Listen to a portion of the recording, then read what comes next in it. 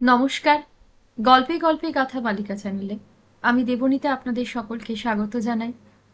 আপনারা শুনছেন মৈত্রেয়ী দেবীর লেখা উপন্যাস ন হন্যতে। আজ শোনাচ্ছি উপন্যাসটির ১১তম পর্ব। তিনি জানতেন আমার কর্মশক্তি যে পাহাড়ের কন্দরে আটকে আছে, এটাই আমার সবচেয়ে ক্ষতি। এমনিতেই আমাদের দেশে তখন মেয়েদের কর্মক্ষেত্র ছিল সংকীর্ণ। ওরকম একটা স্থানে তো কথাই নেই। আমার কর্মের পথও তিনি খুঁজছিলেন। লেখার ঘর থেকে দেখা যায় একটা পার্বত্য পথ, সেখান দিয়ে চলাচল করে মালবাহী ঘোড়া নিয়ে মজুরের দল। সেদিকে তাকিয়ে একদিন জিজ্ঞাসা করলেন, এখানে পাহাড়িদের সংখ্যা কত? ৪-৫ হাজার হতে পারে। তবে তোমরা একলা কেন? ওরা কি মানুষ নয়? ওদের তোমার ঘরে ডাকো, ওদের কাছে যাও। মানুষের কত সমস্যা আছে, তাদের বন্ধু প্রয়োজন। ওদের বন্ধু হও না কেন? সেই জন্যই তার জন্মদিনে আমরা পাহাড়িদের নিয়ে উৎসবের আয়োজন করলাম। এখানকার অর্থাৎ এই জেলার ইতিহাসে শুধু নয়, বোধহয় সরকারি প্রতিষ্ঠানের উচ্চপদস্থ কর্মচারীর বাড়িতে এই প্রথম মজুরেরা নিমন্ত্রিত হয়ে এলো। চা বাগানের মতো এখানেও নিয়ম ছিল, কোনো অফিসারের বাড়ির হাতায় কোনো মজুর জুতো পরে ঢুকবে না। কোনো মজুর ঘোড়া চড়ে চলেছে, অফিসারের সঙ্গে দেখা হলে তৎক্ষণাৎ নেমে পড়তে হবে। একজন নামেনি বলে রিচার্ডস তাকে বেত মেরেছিল। এই সমাজে আমি একটা নূতন কাজ পেলাম, নূতন পথের নিশানা। ক্রমে ক্রমে আমাদের ঘরের দরজা ওদের দিকে খুলে গেল। ১৯৪২-এর দুর্ভিক্ষের সময় ইংরেজদের আসল মূর্তিটি দেখলাম।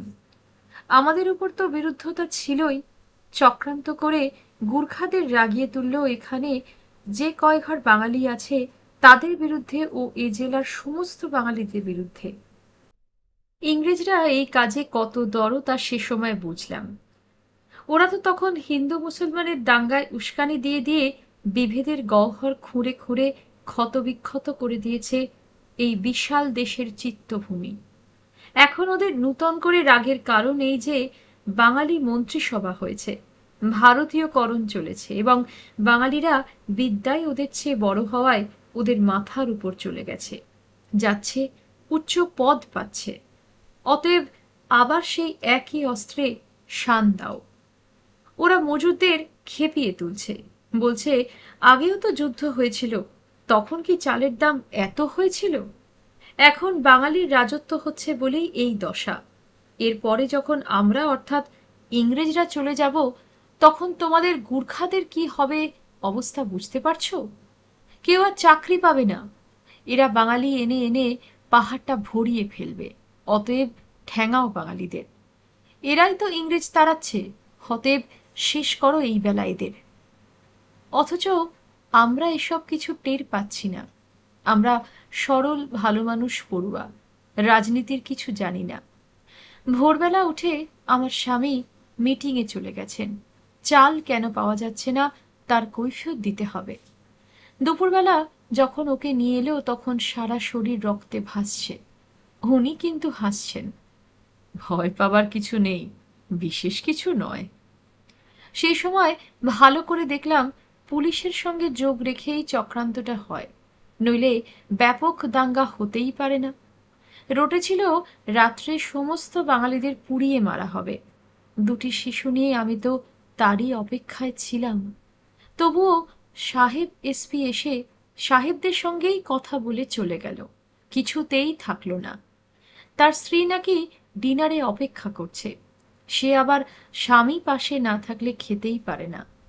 সেই সময় বুঝতে পেরেছিলাম দাঙ্গাকারী যারা হাতে অস্ত্র নিয়ে মানুষ মারে তাদের দোষ নেই বললেই হয়, কারণ তারা একটা কিছু করা উচিত মনে করে, তার জন্য নিজেরাও বিপদের সম্মুখীন হচ্ছে। অপরপক্ষে যারা চক্রান্ত করছে তারা নিজে কোনো দায়িত্ব না নিয়ে অন্যকে বিভ্রান্ত করে নিজে ফলটা ভোগ করতে চাইছে। তারপর থেকে সর্বদাই এই দেখলাম মানুষকে হিংস্র করে তুলবার কাজে যারা হাত পাকাচ্ছে তারাই মুখে বড় বড় কথা বলে সেজে গুজে সভায় এসে বসে। আসলে এটা ইংরেজদের একচেটিয়া নয়, যে সুবিধা পাবে সেই করবে। দাঙ্গার পরে উনি সুস্থ হয়ে ওঠার পর আমি কবির কথা ভাবতে লাগলাম। মানুষের দিকে চেয়ে দেখো, আমি ভাবছি এত বড় যে দুর্যোগ ঘটল, এ দোষ আমাদের ছাড়া আর তো কারুর নয়। আমাদের পাশে থেকে যদি এতটা অসন্তোষ পুঞ্জীভূত হয়ে থাকে আর আমরা টেরই না পাই, তাহলে মূঢ়তা তো আমাদেরই। আমি তখন ভালো করে ওদের দিকে তাকালাম আর তখনই বুঝতে পারলাম যে যে নির্জনতার দুঃখ আমায় এতদিন পীড়িত করেছে তার থেকে উদ্ধারের পথ ছিল, শুধু সে পথটা আমি চিনতে পারিনি। আমি অন্তর্মুখী হয়ে বই নিয়ে বসে আছি, আমার শূন্যতা ভরবে কি করে? সেখানে এ সময় পাহাড়িদের ঘরে দুর্ভিক্ষের বছরটা ছাড়া খাদ্যের অভাব ছিল না, কিন্তু খাদ্য ছাড়াও মানুষের অন্য প্রয়োজন আছে। আমি তারই আয়োজন করলাম। আমাদের ঘরের দরজা প্রসারিত হতে লাগলো। উৎসবে অনুষ্ঠানে কুলি মজুরদের নিয়ে আমার পরের 14 বছর পরিপূর্ণ হয়ে গেল। ওপরওয়ালা একজন আমার স্বামীকে বললেন, আপনি কি লক্ষ্য করেছেন আপনার স্ত্রী মজুরদের সঙ্গে বেশি মিশছেন? হ্যাঁ। এরকম হলে ডিসিপ্লিন থাকবে কি করে? ডিসিপ্লিনের অভাব আগে কিছু লক্ষ্য করেছি, এখন তো করছি না। আপনি কি আপনার স্ত্রীকে নিষেধ করবেন? না। তাহলে আমি বলবো? না না, তাহলে ডিসিপ্লিন ভঙ্গ হতে পারে। দেখলাম সম্পূর্ণ অজ্ঞ অশিক্ষিত মানুষের মধ্যেও এমন লোক আছে যারা সূক্ষ্মভাবে বুঝতে পারে, যাদের মন গভীরের দিকে উন্মুখ, যাদের গলায় গান আছে, মনে কবিতা আছে। ছাই ঢাকা আগুনের স্ফুলিঙ্গ যখন জ্বলতে দেখতাম, আনন্দে মন ভরে যেত। তাদের একজনের হাতে তৈরি একটি শিল্প নিদর্শন আজও আমার ঘরে বহুজনকে আনন্দ দেয়। সঙ্গী সর্বত্র পাওয়া যায়, মানুষই মানুষের সঙ্গী। পৃথিবীতে নানা জাতির নানা শ্রেণীর সভ্য অসভ্য মানুষ দেখেছি, কিন্তু সেই সময়কার গুর্খা জাতির মধ্যে যে সততা, সরলতা ও বিশ্বস্ততা দেখেছি তা পরে অন্য কোথাও দেখিনি। যখন ওই দুর্গম নির্জন অরণ্যে বাস করতে যাই, তখন যে শূন্যতা নিয়ে গিয়েছিলাম, যখন ফিরে আসি তখন তার চিহ্নমাত্র ছিল না। একটি পরিপূর্ণ জীবন নিয়ে আমি ফিরেছি, স্নেহে সখ্যে মাধুর্যে তা পূর্ণ। বিনা অ্যানাস্থেসিয়ায় হাত কাটতে যাদের চোখে জল আসে না, আমাদের আসার সময় তাদের চোখে জলের অভিষেক আমাদের জীবনের শ্রেষ্ঠ সময়টার সমাপ্তিকে গৌরবে ভরিয়ে দিয়েছিল। 1953 সালে আমার কন্যার বিবাহ হয়ে গিয়েছে। এদিকে তার 10 বছর আগে আমার মার সংসার 1942-এই সম্পূর্ণ ভেঙে গিয়েছে। 1931 সালেই যে ভাঙনের সূত্রপাত হয়েছিল, 10 বছর ধরে একটু একটু করে তার কাজ এগিয়েছে। এখন একটা পরিবার সম্পূর্ণ ধ্বংস। মা 4টি শিশু নিয়ে কপরদক্ষিণ অবস্থায় পৌঁছেছেন। আছে শুধু একখানি বাড়ি। এটিও যখন যায় যায়, তখন আমি সিংহবাহিনী মূর্তি ধরলাম বাড়িটা রক্ষা করবার জন্য। আবার নিন্দার ঢেউ উত্তাল হলো, এবার অন্যভাবে।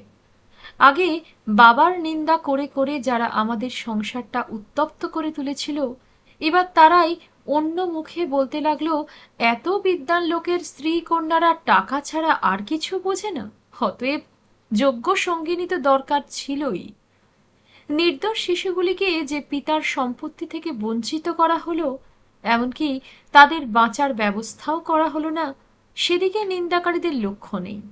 যারা জীবনে নানা পরীক্ষার সম্মুখীন হয়েছে তারাই শুধু জানে, কোনো কোনো ঘটনা বাইরে থেকে যা দেখায় তাই তার যথার্থ রূপ নয়।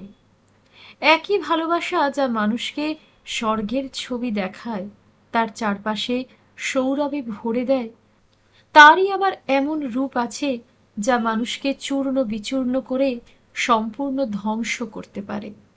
বাইরে থেকে দেখতে উভয়ের রূপ একই, যেন দুই যমজ ভাই, কিন্তু একজন প্রাণ দেয়, অন্যজন হরণ করে। পতিপ্রাণা মা ছোট শিশুদের নিয়ে হাবুডুবু খাচ্ছেন। মানসিক কষ্ট তো আছেই, কিন্তু আর্থিকটাও কম নয়। একটি বাড়ি ছাড়া আর কিছু নেই। তা বাড়ির ইট তো আর ভেঙে ভেঙে খাওয়া যায় না। কলকাতার বিখ্যাত আইনজ্ঞ, আমাদের পরম সুহৃদ শ্রীযুক্ত গুপ্তও আমাকে ডেকে পাঠালেন। তোমার মা ইন্স্যুরেন্সের অ্যাসাইনি ছিলেন। তিনি নিজে না লিখে দিলে কেউ তা ফেরত নিতে পারত না। দিলেন কেন? মার উপরে রাগে আমার অস্থির লাগছে। মা ওই রকমই। আমি জানতাম না, তাহলে কিছুতেই হতে পারতো না। দেখো অমৃতা, বাড়ি সম্বন্ধে কোনো কাগজে কিংবা সাদা কাগজেও যেন আর সই না করেন। মোটের উপর তোমার মা আর কিছু সই করবেন না। আপনার কথা অক্ষরে অক্ষরে পালন করব। তাহলে আরো একটা কথা তোমায় বলি, বিষয় সম্পত্তি এক পয়সা ছেড়ো না। যা পারো ধরে রাখো, কিন্তু মানুষকে তোমরা ছেড়ে দাও। মানুষকে ছেড়ে দাও, মানুষকে ছেড়ে দাও। ক্রমে ক্রমে কথাটা বড় হতে লাগলো, যেন একটা কালো জমাট মেঘ আকাশ ঢেকেছিল, সেটা ফুটো হয়ে গেল, ছোট ছোট টুকরো টুকরো হয়ে সাদা তুলোর মতো ছড়িয়ে পড়ল। তার ফাঁক দিয়ে দিয়ে নীল রং দেখা গেল। আমি যেন একটা বন্ধ ঘরে আটকে ছিলাম, এখন খোলা বাতাসে নিঃশ্বাস নিলাম। ঠিকই তো, মানুষকে কে ধরে রাখবে, জীবনেরে কে রাখিতে পারে? এতদিন আত্মীয় স্বজনের উপদেষ্টা মণ্ডলী আমাদের কি উদ্ভ্রান্তই করেছে। এই ছিন্নপাল সংসারের তরণীটা একবার এর কথায় আবার ওর কথায় যেন একটা পাথরে লেগে লেগে ফুটো ফুটো হয়ে গেল। এ বিপদে কি যে সে লোক পথ দেখাতে পারে? একটা জ্ঞানী লোকের কথা শুনলাম। মাকে এসে বললাম, মা, এতদিনে পথ পেয়েছি। মা অবাক হয়ে গেছেন। শ্রীগুপ্তর কথা শুনে তার চক্ষু স্থির। এই একটা উপদেশ হলো? তুমি আবার তাই শতখান করে বলতে এসেছ? ছি ছি ছি! আমি স্বামীকে ছেড়ে দিয়ে তার টাকা পয়সা নিয়ে সন্তুষ্ট থাকব? এরা লেখাপড়া শিখেছেন। আমার স্বামী আগুনে ঝাঁপ দেবেন, আমি তাকে ধরবো না সিন্দুক গোচাবো? মা কাঁদছেন। আমার একটু মায়া হচ্ছে না। আগুনে ঝাঁপ দেবেন এখনো ফিউচার টেন্স। তা তুমি কি করবে? রুখতে পারবে? দেখ রু, আমার বিরাট প্রতিভাধর স্বামীর দুর্বলতা আমি জানি। এই তো প্রথম নয়, বহুবার তাকে রক্ষা করেছি আমি, নইলে এত বড় হতে পারতেন না। এবারও করব। তোর যদি আমার কথা ভালো না লাগে, তবে চলে যা আমার সামনে থেকে। অতুল যশ ও মানের অধিকারী যিনি হতে পারতেন, তার নিজের ও সমস্ত পরিবারবর্গের মাথা হেঁট করে, সম্মান সম্ভ্রম ও সুখ নষ্ট করে 10 বছর পর যখন তিনি সম্পূর্ণ নির্বান্ধব অবস্থায় মারা গেলেন, তখন তিনি মার কাছে ফেরবার জন্য ব্যাকুল হয়েছিলেন। শুনেছি বারবার বলেছেন, আমায় কলকাতায় যেতে হবে, আমার ক্ষমা চাইবার আছে। সে খবর মার কাছে পৌঁছতে দেরি হয়ে গেল। এটাই আমার অশেষ পুণ্যবতী মাতা ও অসাধারণ ক্ষমতাশালী পুরুষ পিতার জীবনের চূড়ান্ত ট্র্যাজেডি। এইসব নানা ঘটনার ভিতর দিয়ে আমার ক্ষুদ্র জীবনতরী কখনো স্রোতে ভাসছে, কখনো চড়ায় লাগছে। আমি আর এখন ছোট বালিকাটি নেই। বাস্তব সংসারকে ভালো মতো চিনেছি, মনে কড়া পড়ে গেছে। সূক্ষ্ম অনুভূতির কোমল ত্বক ঘষে ঘষে শক্ত হয়ে গেছে। আমি কাজের মানুষ, নিতান্ত সংসারী। অবশ্য এটা ঠিক, সংসারের কাজে আমার শক্তি ফুরাতে চায় না। কলকাতায় ফিরে এসেও আমি তাই বিষণ্ণ বোধ করি।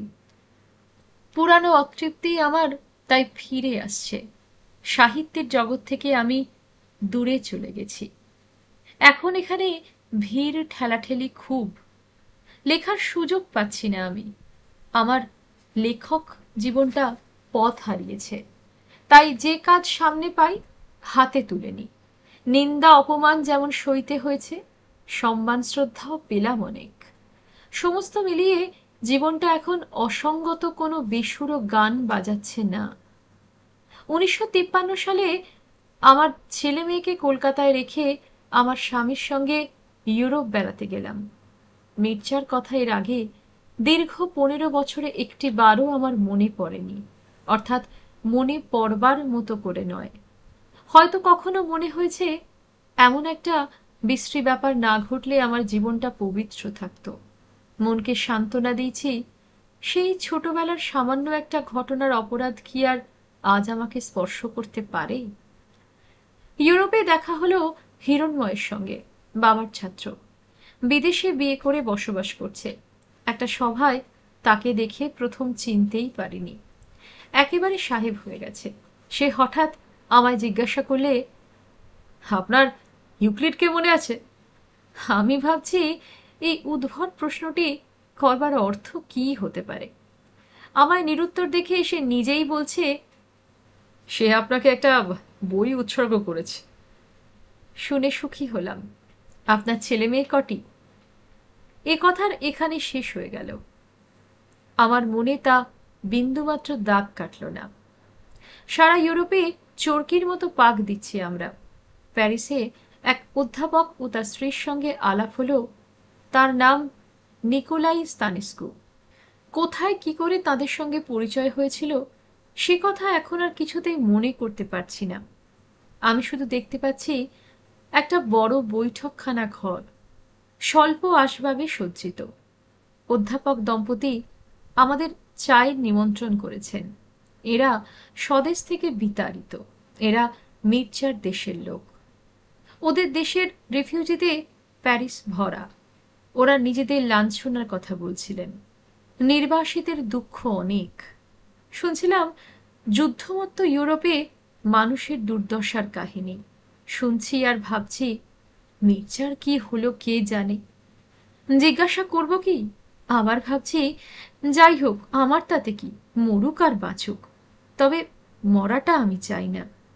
আমার মনে আশা আছে এই বিপুল পৃথিবীতে একদিন না একদিন ওর সঙ্গে আমার দেখা হবে, এবং আমি সেদিন ওকে জিজ্ঞাসা করতে পারবো আমার সঙ্গে এমন ছলনা করলো কেন। আমার মনের এক অংশে এ সম্বন্ধে সন্দেহ আছে। সেদিকে প্রশ্ন ওঠে, ছলনা কি? বাবা তাড়িয়ে দিলেন, ও কি করবে? যাবার সময় তার যন্ত্রণাকাতর মুখটা কি ছলনা হতে পারে? মনের অন্য অংশটা যেখানে অবিশ্বাসের অন্ধকার কালো হয়ে জমে আছে, সেখান থেকে উত্তর আসে, ওরা ইউরোপের মৃগয়াপট নাগরিক, ওদের কাজই এই। কোনো মতে একটা চিঠি আমার কাছে পৌঁছতে পারত না, তাহলে আমি যা হয় করতাম। প্রত্যুত্তর আসে অন্য দিক থেকে, যদি ছলনাই হবে তবে পাহাড় জঙ্গলে ঘুরে বেড়ালো কেন? অত কষ্ট করার দরকার কি ছিল? সারা জীবন ধরেই আমার মন দ্বিধা বিভক্ত হয়ে মাঝে মাঝেই এই প্রশ্নোত্তর করে চলেছে। মানুষকে বিশ্বাস করতে পারলে শান্তি, অবিশ্বাসে যন্ত্রণা। সেই যন্ত্রণার হাতে আর পড়তে ইচ্ছা নেই এই মুহূর্তে। একটা স্যান্ডউইচ মুখে পুরে খুব নির্বিকার ভাবে আমি শ্রীমতী স্তানেস্কুকে জিজ্ঞাসা করলাম, ইউক্লিড নামে একজন লেখককে কি চেনেন? চিনি বই কি, তিনি ভারতীয় দর্শন সম্বন্ধে অনেক বই লিখেছেন। ভারতীয় সভ্যতা সম্বন্ধে তিনি অভিজ্ঞ, বিশেষজ্ঞ। তাই নাকি? তার কোনো বই আপনার কাছে আছে? নিশ্চয়ই। ভদ্রমহিলা উঠে গিয়ে যোগ সম্বন্ধে একটি বৃহদাকার গ্রন্থ এনে আমার হাতে দিলেন। বইটা হাতে নিয়ে আমি দেখছি। পাতাটা খুলে স্তম্ভিত হয়ে গেছি। বইটা আমার পিতাকে উৎসর্গ করা। লেখা আছে, আমার পরম শ্রদ্ধাভাজন গুরুকে। তাহলে এত কাণ্ডের পরও কি তার বাবার সঙ্গে যোগ ছিল? সে তো দেখছি কচই একেবারে, ক্যারিয়ারিস্ট। এতদিনে বুঝলাম কেন আমায় চিঠি লেখেনি। ওই বইটা লেখা যে আরো দরকার ছিল। দরকার ছিল ভারত সম্বন্ধে বিশেষজ্ঞ হবার, যশ খ্যাতি বিদ্যার গরিমা। ঘৃণ্য ওই পাণ্ডিত্য, ওই কীর্তিলোভ, যশলোভ। আমার ভিতরটা বহুকাল পরে জ্বলতে শুরু করেছে। আমার ঠোঁট কাঁপছে, আমি দাঁত দিয়ে চেপে আছি, রক্ত বেরিয়ে আমার মুখ নোনতা হয়ে গেল। হঠাৎ তাকিয়ে দেখি শ্রীমতী স্তানিস্কু আমার দিকে এক দৃষ্টে তাকিয়ে আছেন। তার চোখে কৌতূহল। তিনি জিজ্ঞাসা করলেন, আপনার নাম কি অমৃতা? হ্যাঁ, কেন? ও, আপনাকে তো চিনি, আপনি ইউক্লিডের ফার্স্ট ফ্লেম। ভদ্রমহিলা হাসছেন। রাগে আমার গা জ্বলে যাচ্ছে। মনে মনে বলছি, ফ্লেম না অ্যাশ। আর চোখে চেয়ে দেখি আমার স্বামী অধ্যাপকের গল্প শুনছেন। এদিকের কথাবার্তা তার কানে গেছে কিনা কে জানে। আমি আর ওর সম্বন্ধে কোনো প্রশ্ন জিজ্ঞাসা করলাম না। যথেষ্ট হয়েছে। ওই লোকের সম্বন্ধে আর কোনো খবরের দরকার নেই। ওর নামও মনে আনবার যোগ্য নয়। 20 বছর পর ওর খবর পেলাম, আর সেই খবরই আমার বুকটা গুঁড়িয়ে দিল। আমরা ইটালিতে বেড়াচ্ছি। রোম, ফ্লোরেন্স, ভেনিস ঘুরে দক্ষিণ ফ্রান্স অর্থাৎ রিভিয়েরাতে এসেছি। অপূর্ব দেশ। আমরা স্বামী স্ত্রী খুব সুখে দেশ দেখে বেড়াচ্ছি। সংসারের ভাবনা চিন্তা নেই, চাকুরিস্থলের নানা উদ্বেগ নেই। শুধু মাঝে মাঝে ছোট ছেলেটার জন্য বড় মন কেমন করে। এছাড়া এত আরামে বেরিয়ে বেড়ানো জীবনে কমই হয়েছে। আবার প্যারিসে এসে একটা হোটেলে উঠলাম আমরা, শাঁস এ লিজের কাছেই। দুদিন পরে বিল দিতে গিয়ে চক্ষু স্থির। এত খরচ তো ছাড়াতে পারবো না আমরা। সত্যেনবাবুর কাছে খবর পেয়ে ল্যাটিন কোয়ার্টারে একটা হোটেলে এলাম। এদিকে অধ্যাপক ছাত্ররা থাকেন, খরচ অনেক কম। এই হোটেলে 10 দিন ছিলাম আমরা। আমাদের পাশের ঘরে একটি লোক থাকে। সিঁড়ি দিয়ে উঠতে নামতে মাথা নেড়ে সম্ভাষণ জানায়, একটু একটু ইংরেজি বলে। আমি ভাবি ও জাতিতে ফরাসি। ওর সঙ্গে শুভেচ্ছা বিনিময় ছাড়া এই 10 দিনে অন্য কোনো কথা হয়নি। যদি হতো তাহলে কে জানে, এ কাহিনী হয়তো অন্যরকম লেখা হতো। যেদিন আমরা প্যারিস থেকে ইংল্যান্ডে চলে যাব, সেদিন রিসেপশনে অর্থাৎ আপিসের সামনে সিঁড়ির তলে বসে আছি। টেবিল কোচ দিয়ে বসবার জায়গা, যারা যাতায়াতের পথে অপেক্ষা করবে তাদের জন্য সাজানো। আমাদের জিনিসপত্র এক জায়গায় জমা হয়েছে। আমার স্বামী সেগুলি একে একে নামিয়ে এনে রেখে হিসাবপত্র মেটাবার জন্য কর্মচারী টেবিলের কাছে দাঁড়িয়ে আছেন। এমন সময় সেই লোকটি নেমে এসে এদিক ওদিক করে গিয়ে আমাদের বাক্সগুলির কাছে দাঁড়ালো। আমার বাক্সতে আমার নাম লেখা। আমি দেখছি লোকটা বাক্সর উপর নামটা পড়ছে আর আমার দিকে দেখছে। একটু ইতস্তত করে আমার কাছে এগিয়ে এলো। সে বললে, আমার নাম আইয়ান পোপেস্কু। আপনার নাম কি অমৃতা? আমি চমকে উঠেছি। আমার বুকের ভেতর হাতুড়ির ঘা পড়তে শুরু করেছে। কেন বলুন তো? I pay you my homage. সে বাঁকাচোরা উচ্চারণে বলে আমার করপল্লব চুম্বন করল। এবার আর সন্দেহ রইল না সে কোন দেশের লোক। ওহ, বুঝেছি। এক মুহূর্তে সব গোলমাল হয়ে যাচ্ছে। আচ্ছা, বলতে পারেন ওই লেখক কোথায় থাকে? এই প্যারিসেই, এখান থেকে 2 ব্লক পরে। 2 ব্লক মাত্র ওদিকে? হ্যাঁ। সে মুখ টিপে হাসছে। হায় ঈশ্বর, এখনই তো আমি এর সঙ্গে গিয়ে ধরতে পারি ওকে। বলতে পারি, প্রবঞ্চক, অসত্যের মূল্যে বিদ্যা কিনেছ তুমি। তুমি পণ্ডিত হতে পারো, জ্ঞানী হবে না। কাঠের হাতা যেমন সুপ্রসে ডুবে থাকলেও তার আস্বাদ পায় না, তেমনি যার জীবনে সত্য নেই সে অনেক জানতে পারে, জ্ঞানী হবে না। মির্জা, তোমার জীবনে সত্য নেই, তুমি বেঁচে গেছো, তোমাকে কষ্ট পেতে হলো না। কিন্তু আমার সত্য কেন মরতে চায় না? লোকটি আমার দিকে তাকিয়ে আছে। যাবে তুমি আমার সঙ্গে? না। আমি যদি একটা চিঠি দিই, পৌঁছে দেবে? নিশ্চয়ই নিশ্চয়ই। সে দৌড়ে কাগজ আর খাম নিয়ে এলো। আমি সংক্ষেপে যা লিখলাম তা মোটামুটি এই: মির্জা, বহুদিন পর তোমার খবর পেলাম। কেমন আছো তুমি? বিয়ে করেছো তো? আমি আমার স্বামীর সঙ্গে ইউরোপে বেড়াতে এসেছি। আমার একটি মেয়ে, একটি ছেলে। তোমার সঙ্গে একবার দেখা হলে খুব খুশি হতাম। এক্ষুনি আমরা চলে যাচ্ছি। ডোভার চ্যানেল পার হব একটু বাদেই। লন্ডনে আমার ঠিকানা দিলাম। চিঠি পেয়েই যদি একবার এসো তো খুবই সুখী হব। আসবে তো? আমার স্বামী এগিয়ে এসেছেন কি একটা কথা জিজ্ঞাসা করতে। আমি তার হাতে চিঠিটা দিলাম। আমি তোমাকে সেই যে বিদেশি ছেলেটির কথা বলেছিলাম না, সেই ভদ্রলোক এখানে আছেন। তাকে লন্ডনে নিমন্ত্রণ করলাম। চিঠিটা উনি চোখ বুলিয়ে আমার হাতে ফেরত দিলেন। ঠিক আছে তো? নিশ্চয়ই, এলে তো খুব ভালো হয়। উনি আবার চলে গেলেন। সে লোকটি আমার পিছনে দাঁড়িয়েছিল, আমার কাঁধের উপর সস্নেহ হাত রাখল। Write a good letter, madam. You are trembling all over. I am not trembling, I am shivering. It is a cold day today.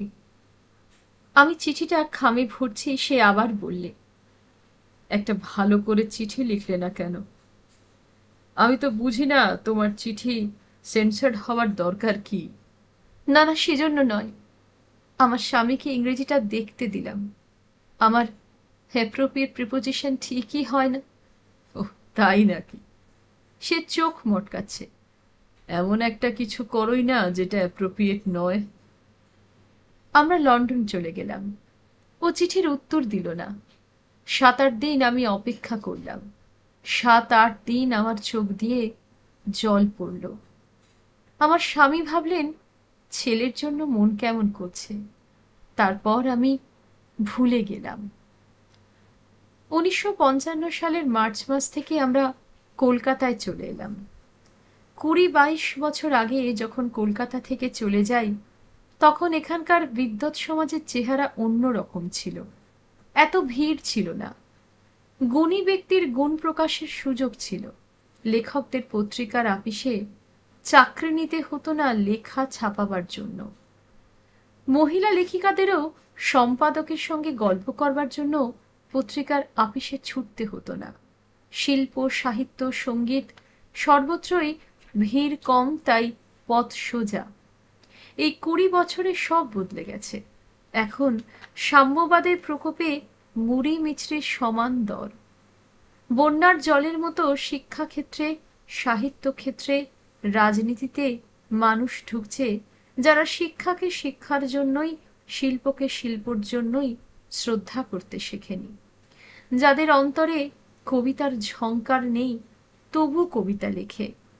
এই জগতে আমি বিচ্ছিন্ন বোধ করি, কারণ আমি আগন্তুক। তবু আমায় লোকে চেনে, জানে। আমি কোনো না কোনো কাজে ব্যস্ত। আমার কর্মজীবন প্রসারিত হচ্ছে বিঘ্ন সত্ত্বেও। 1956 সালে আবার ইউরোপ গেলাম। এবার আমি শেষবারের মতো ইউরোপে ওর কথা শুনলাম। একটা বিরাট সভাগৃহে আমি রোস্ট্রাম থেকে নেমে আসছি। একটি অল্প বয়সী মেয়ে, কোকড়া চুলে ঘেরা, সুন্দর মুখ, আমার দিকে এগিয়ে এলো। তুমিই অমৃতা? আমার নামটা তো বেশ ভালোই উচ্চারণ করেছ। হ্যাঁ, তোমাকে তো জানি। ও, বুঝেছি। তুমি মির্জা ইউক্লিড নামে কোনো লেখককে চেনো। বলতে পারো সে কোথায়? না তো, ও নামে কাউকে চিনি না। তারপর একটু থেমে বলল, ও হ্যাঁ, সে মরে গেছে।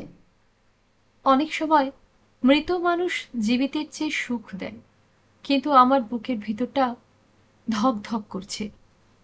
মরেই গেল, একেবারে শেষ। মরার পরে তো আর কিছু থাকে না।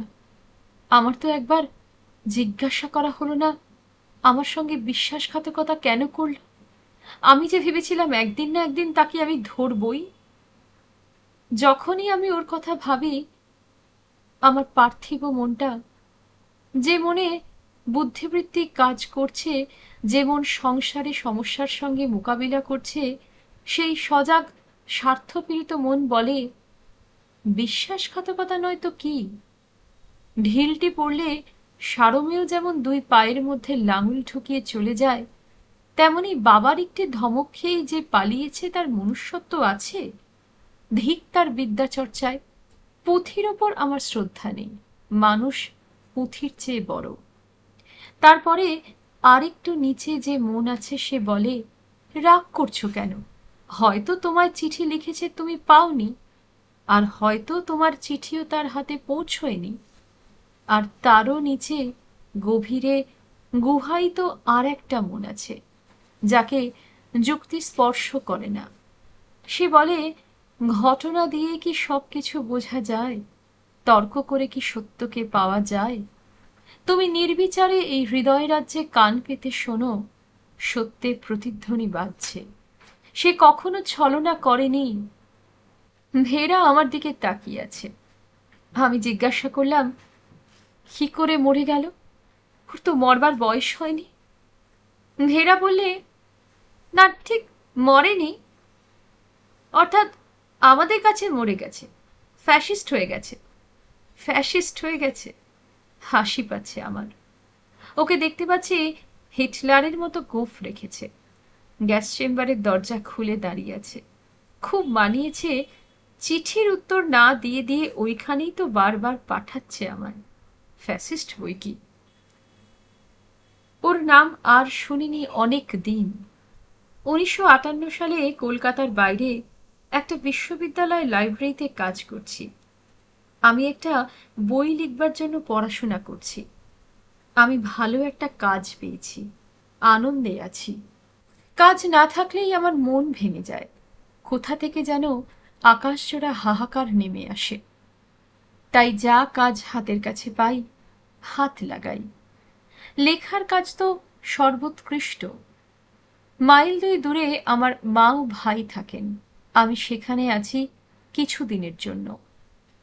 একদিন আমি নিবিষ্ট মনে লিখছি, সত্যেনবাবু ঘরে ঢুকে একটা তাকিয়ায় ঠেসান দিয়ে বসলেন। প্যারিসে ওর সঙ্গে দেখা হয়েছিল, সে কথা হলো।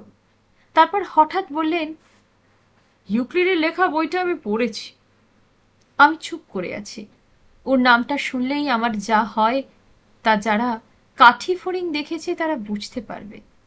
পোকাটা বেশ ঘুরে ফিরে বেড়াচ্ছে। হঠাৎ একটু যদি ছোঁয়া লাগে বা পাতাটা নড়ে যায়, অর্থাৎ ও যেখানে আছে সেখানে যদি সামান্য স্পন্দন হয়, তাহলে ওর হাত পা তৎক্ষণাৎ শক্ত হয়ে একটা শুকনো ডাল হয়ে ঠক করে পড়ে যাবে। আমার অবস্থা তাই হয়। ও প্রসঙ্গ উঠলেই আমার রক্ত মাংসের শরীর বদলে সহসা ঠিক সেই রকম হয়ে যায়। আমি একখণ্ড কাষ্ঠপুত্তলি হয়ে গেলাম। সত্যেনবাবু বলতে লাগলেন, বইটা পড়ে বুঝতে পারলাম আপনি রবি ঠাকুরকে ভালোবাসতেন। আমি নিরুত্তরে শুনে যাচ্ছি। ওটা ছিল মন্তব্য। এবারে তিনি একটা প্রশ্ন করলেন, তাহলে বাবার উপরে রাগ করেছিলেন কেন? আমি বইটা ভাঁজ করে উঠে পড়লাম। এই ব্যক্তিকে আমি অন্তরের সঙ্গে শ্রদ্ধা করতাম, কিন্তু আজ আমি অবাক হয়ে গেছি। দেখুন সত্যেনবাবু, আপনি খুব পণ্ডিত ব্যক্তি। বোধহয় সেই কারণেই মানুষকে অপ্রস্তুত করতে আনন্দ পান। আর একটুও সেখানে না দাঁড়িয়ে আমি বাড়ি ফিরলাম। সাইকেল রিক্সাতে 2 মাইল পথ ফিরছি। সন্ধে হয়ে আসছে। ফিকে অন্ধকার ক্রমে গাঢ় হচ্ছে। অতীত ভাববার চেষ্টা করছি, কিছু মনে আসছে না। মনে হয় সমস্ত অতীত জীবনের উপর সন্ধ্যা নেমে আসছে। আমি ভাবি, পথের প্রান্তে তো পৌঁছে গেলাম, আর কেন পিছন দিকে তাকানো? এ সংসারের জন্য, ভাই বোনেদের জন্য আমার সাধ্যমতো বুদ্ধিমতো যা করবার ছিল করেছি। এখন যে যা বলে বলুক, সামনের পথ প্রশস্ত হোক আমার। অনেক কাজ করব আমি, অন্যায়ের সঙ্গে অবিচারের সঙ্গে লড়ব, কিন্তু কাজের সুযোগ কই? সর্বত্র বাধা। এত কাজ আছে, কিন্তু কর্মক্ষেত্র কণ্টকময়। তবু অতীতের অসম্পূর্ণতা যেন ক্ষুণ্ণ না করে আমায়। বাড়ি ফিরে দেখি দরজার কাছে মা দাঁড়িয়ে অপেক্ষা করছেন। মাকে দেখেই আমার মাথার ভিতর রাগ দপদপ করে উঠল। এই মহিলাটির জন্যই যত দুর্ভোগ। আমার জীবনটি নষ্ট করেছিলেন, কারণ উনি কষ্ট পাবেন। উনি যা চাইবেন তাই করতে হবে। খোকার হাতের মোয়া দিতে হবে। অন্য লোকের দুঃখ সুখ কিছুই না। তারপর তাও সামলাতে পারলেন না। 10 বছর ধরে একটু একটু করে ঘর ভাঙল, ইনি আগুনে আঁচল চাপা দিয়ে ভাবছেন সব ঠিক হয়ে যাবে। নিজের জীবন নষ্ট করলেন, বাবারও, সকলেরই। অকর্মণ্য। সংসারে বুদ্ধি করে যারা চলতে পারে না, যারা প্র্যাকটিক্যাল নয়, তাদের ভালোত্ব শ্রদ্ধনীয় নয়। এখন আবার ইনি গর্ব করেন আমার ভালো বিয়ে দিয়েছেন। কি ভালোই বিয়ে দিয়েছিলেন! যদি এই বিয়ের ভালো পরিণাম হয়ে থাকে, তবে তার কৃতিত্ব আর যেই করুক, মা দাবি করতে পারেন না। অথচ মা ক্রমাগত তাই করেন। সমস্ত জেনে শুনে কেবল স্বামীকে সন্তুষ্ট করবার জন্য আমাকে একটি বয়সে 14 বছরের বড় নির্বাক লোকের সঙ্গে বিয়ে দিয়ে নির্বাসনে পাঠিয়ে আমার সমস্ত সত্তার উপর পাথর চাপা দিয়েছিলেন এই ইনি। আবার বলেন, আমার জামাই মহাদেব যোগী পুরুষ, তোর কত জন্মের ভাগ্য এমন স্বামী পেয়েছিস। আবার ট্যাক ট্যাক কথা। হতে পারে যোগী পুরুষ, হতে পারে, কেন, নিশ্চয়ই। অন্য লোককে যেসব গুণ সাধনা করে পেতে হয়, তা ওর অমনি পাওয়া। কিন্তু আমি তো গীতার সাধক চাইনি, রক্ত মাংসের একটা মানুষ চেয়েছিলাম, একটা মানুষ। এইসব ভাবছি আর ভিতরটা টকবক করছে। মা বললেন, এত দেরি যে? আমি রেগে উঠলাম। বেচারা কাঁদো কাঁদো হয়ে বলতে লাগলেন, কথায় কথায় তো রাগিস কেন? তোদের যত রাগ আমার উপর। রাত্রে শুয়ে আছি এক ঘরে আমরা। শীতকাল, কম্বল মুড়ি দিয়ে মশারির মধ্যে। রাত্রি অনেক হয়েছে, আমরা দুজনেই জেগে আছি। আমার কাছে বকুনি খেয়ে মার মনটা নিশ্চয়ই খারাপ হয়ে আছে। হঠাৎ মা বললেন, রু, কাঁদছিস নাকি? আমি নিরুত্তর। মা মশারি তুলে বেরিয়ে এলেন। রু, কি হয়েছে মা? কাঁদছিস কেন? আমি কি এমন বললাম যে তুই কাঁদছিস? সত্যেনবাবু আমায় অপমান করেছেন। ও মা, সে কি, ভীমরতি নাকি? তোকে আবার কি অপমান করলো বুড়ো? না না, সেরকম নয়। আমাকে বললেন কি, ইউক্লিডের বই পড়ে উনি বুঝতে পেরেছেন আমি রবীন্দ্রনাথ ঠাকুরকে ভালোবাসতাম। শোনো কথা একবার, যত পরে তত কি বোকা হয় এরা? এই খবর জানবার জন্য তার ইউক্লিডের বই পড়বার দরকার হলো? আমায় সান্ত্বনা দিলেন মা গায়ে হাত বুলিয়ে। উনি আরো কি বললেন জানো? তাহলে বাবার উপর রাগ করেছিলেন কেন? মা চমকে উঠলেন। বলিস কি? সত্যি কি তাহলে বেশি পড়লে কেউ কেউ মূর্খ হয়ে যায়? তোর ঠাকুমা তোর বাবাকে বলতেন পড়ুয়া পাঁঠা, হেও দেখছি তাই। এই দুটো কি এক জিনিস হলো? ভালোবাসা মাত্রই কি এক? তুই কি কারোর সংসার নষ্ট করেছিস, কারোর সম্পত্তি দখল করেছিস পরিবারকে বঞ্চিত করে, কারো মাথা হেঁট করেছিস সংসারের কাছে? যে ভালোবাসায় সংসারের বস্তু নয়, তা মানুষকে উন্নত পবিত্রই করে। তা যদি না হতো, তোমার নিজের সংসারে কি তুমি রানী হয়ে থাকতে পারতে? হায় ভগবান, এদের কি কিছু বুদ্ধি নেই? মা আমার গায়ে হাত বুলাচ্ছেন। যাক, এসব বাজে কথায় তুই কাঁদিসই বা কেন? তুই নিজে তো জানিস কোনটা কি। মা, আমি সেজন্য কাঁদছি না। কবির সম্বন্ধে যে যাই বলুক, আমার তাতে একটুও লজ্জা হয় না। তার কথা বলে কি আমাকে কেউ অপমান করতে পারে? সে তো নিন্দা লজ্জার অতীত বস্তু। আমি তোমাকে শুধু বললাম, তবে কাঁদছিস কেন? আমি তখন দীর্ঘ 28 বছর পরে মার সামনেই প্রথম ওর নাম উচ্চারণ করলাম।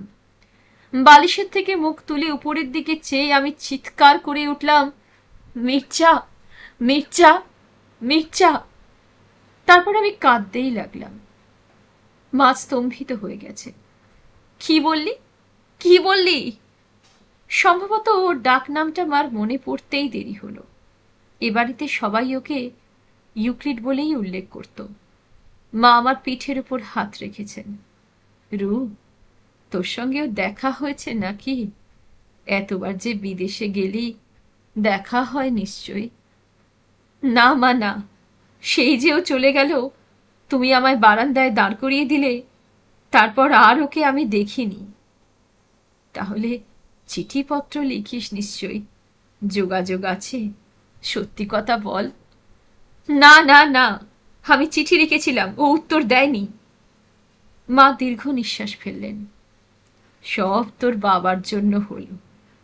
ফ্রেঞ্চম্যান একটা বাড়ির মধ্যে এনে রাখবেন, তারপর আবার আমার হাসি পাচ্ছে। মা কিছুতেই ফ্রেঞ্চম্যানের ধারণাটা ভুলতে পারছেন না। কবে চিঠি লিখেছিলি রু? 1953 সালে, প্যারিসে। তা উত্তরই বা দিল না কেন? উত্তর দিলে ভালো হতো। তোমার তাতে আপত্তি নেই মা? তাতে দোষ হতো না? মা দীর্ঘ নিঃশ্বাস ফেললেন। এখন আর কিছুতেই দোষ নেই রু। তবে চিঠি না লিখে হয়তো মঙ্গল হয়েছে। ফ্রেঞ্চ হলেও খুবই সুবুদ্ধি ছেলে। পাছে তোর সংসারে ক্ষতি হয়, তাই হয়তো লেখেনি। ইস, তোর বাবার জন্য শুধু শুধু এই কষ্টটা পেলি। আর আর কে জানে কিসে কি হয়। ওই ছেলেটাকে তাড়িয়ে দিলাম, আর ঠিক তার পরের বছর থেকেই কি আমার সংসারটা ভাঙতে শুরু হলো। এর 7 বছর পরে, অর্থাৎ 1965 সালে, রোগে জীর্ণ ও মনে ভগ্ন হয়ে সম্পূর্ণ চূর্ণ বিচূর্ণ সত্তা মা মারা গেলেন।